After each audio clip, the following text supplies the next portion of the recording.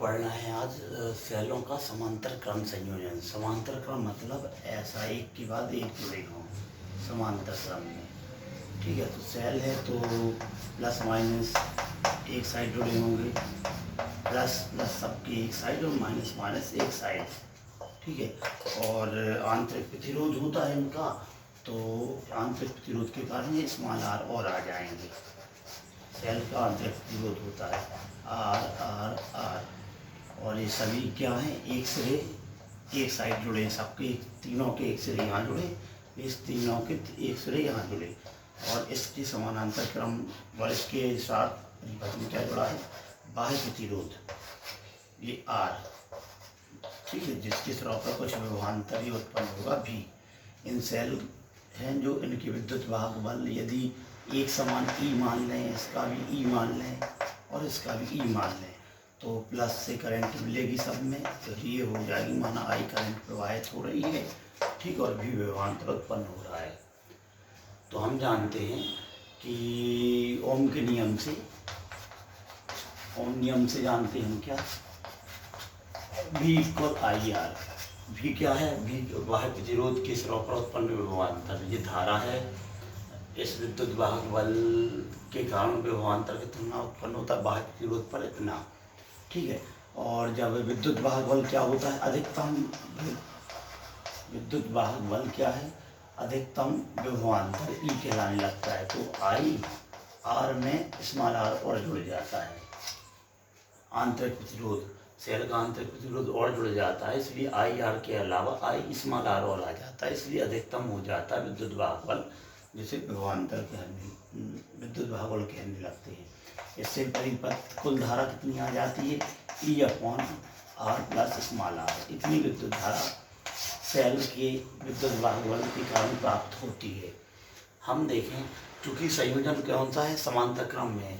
ठीक है, तो सभी का इस प्रकार का संयोजन है, परिणामी विद्युत वाहक बल कितना होगा, सबका एक समान होगा, क्योंकि सबके सिरे एक और यहाँ जुड़े हैं, नाम भी दे सकते हैं ए भी, और माइनस माइनस सबके यहाँ जुड़े, तो सभी सेलों का विद्युत वाहक बल परिणामी 3 ही नहीं होगा, ई प्लस ई नहीं, सबका एक समान होगा। तो ये हम लिख देंगे, क्योंकि संयोजन कैसा है, समांतर क्रम संयोजन है। समांतर क्रम संयोजन में विद्युत विभवांतर बराबर होता था, जैसे सेल में पड़ा प्रतिरोध में, तो यहाँ विद्युत वाहक बल एक समान होगा, विद्युत वाहक बल एक समान होगा, और वो कितना है, ई।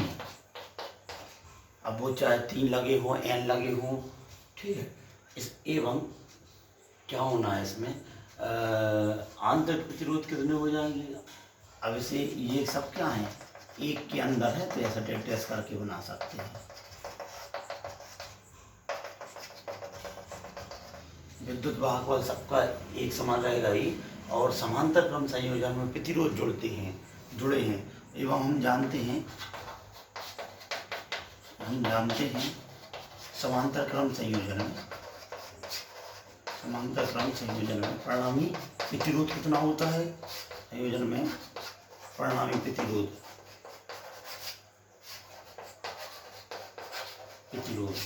1/r माने, यदि परिणामी मतलब टोटल माने, तो ये कितना होता है, सबका योगफल 1 में जुड़ते हैं, यानी घट जाता है परिणामी प्रतिरोध। यहाँ सबके प्रतिरोध 1/r1 है, तो 3/r हो गया। ठीक है, तो प्रतिरोध टोटल कितना आ जाएगा, यहाँ देखें टोटल प्रतिरोध r, इसका t करें, उल्टा कर दें, तो ये r/3 हो जाएगा। यदि n सेल जुड़े होते, n सेल हैं, तब कितना हो जाता, r टोटल r/n हो जाता। 3 है तो 3 r, यदि n सेल जुड़े होते तो r/n हो जाएगा। अतः परिणामी करंट कितनी हो जाएगी इस वाले सूत्र से। अतः संयोजन की परिणामी धारा, परिणामी विद्युत धारा कितनी हो जाएगी, सेल जोड़ने से धारा बढ़ेगी कि घटेगी, ये देखना है। तो आई इक्वल क्या होता है, यहाँ से ई, तो कुल ई विद्युत वाहक बल समांतर के कारण एक समान होता है और वो ई है, 3 नहीं है। सही आ गया। आर तो आर है ही, यदि लेकिन क्या बाह्य प्रतिरोध तो आर है, लेकिन छोटे स्मॉल आर हैं जो विद्युत वाहक बल का आंतर प्रतिरोध ये जुड़ जाएंगे समांतर क्रम में। स्मॉल आर की जगह टोटल कितना है, आर टी कहा है इसे, आर टी, और उसका मान कितना हो जाएगा 3 के लिए आर वाई 3। यदि एन एक स्टैंडर्ड बना लें तो आर अपॉन एन आ जाएगा। ठीक है, इसे और सॉल्व करें तो क्या आ जाएगा,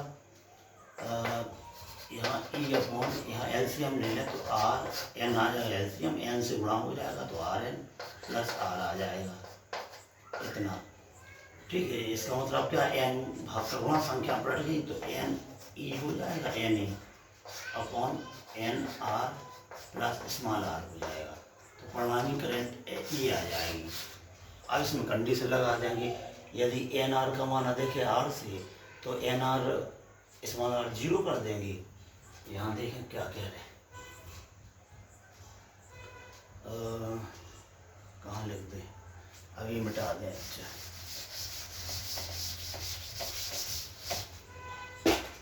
अब इसके बाद शर्त लगा दें। शर्त क्या लगा दी, यदि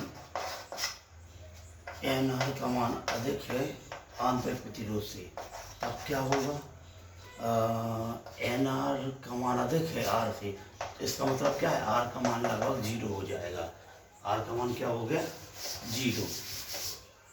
ठीक है, इसमें मान रख देंगे तो आई इक्वल क्या हो जाएगा, N E upon N R plus R. तो एन आर रहेगा, N capital R, small R 0 हो गया तो हट गया, तो इससे एन से N cancel, E upon R आएगा। तो वी इक्वल आई आर से वी इक्वल ई है यहाँ आई आर। ठीक है, तो ई अपॉन आर बराबर हो जाएगा करंट, मतलब एक सेल से प्राप्त धारा, एक सेल से प्राप्त धारा। मतलब इस प्रकार का संयोजन इस शर्त के अनुसार नुकसानदायक है, यानी कि करंट कम प्राप्त हो, एक सेल से प्राप्त। तो लगाए हैं 3 या एन, और शर्त दूसरी लगा दें। यदि शर्त दूसरी, ये पहली शर्त लगा दी, यदि इसका उल्टा एन आर का मान कम है स्मॉल आर से, ठीक है, तो एन आर का मान 0 हो जाएगा, तो करंट क्या आ जाएगी, करंट क्या आ जाएगी, इस वाले सूत्र से N E upon N R का मान अधिक है, एन आर 0 हो गया तो अब स्मॉल आर बचेगा, ये 0 हो गया तो इतनी आ गई, मतलब एन ई अपॉन आर, मतलब एन उड़त, ये क्या है, आंतरिक प्रतिरोध है और विद्युत वाहक बल है, मतलब एक सेल से प्राप्त धारा, एक सेल से प्राप्त धारा। इसका मतलब क्या है, धारा बढ़ गई, इतने गुनी हो गई, एन गुनी। तो इस प्रकार का संयोजन फायदेमंद है।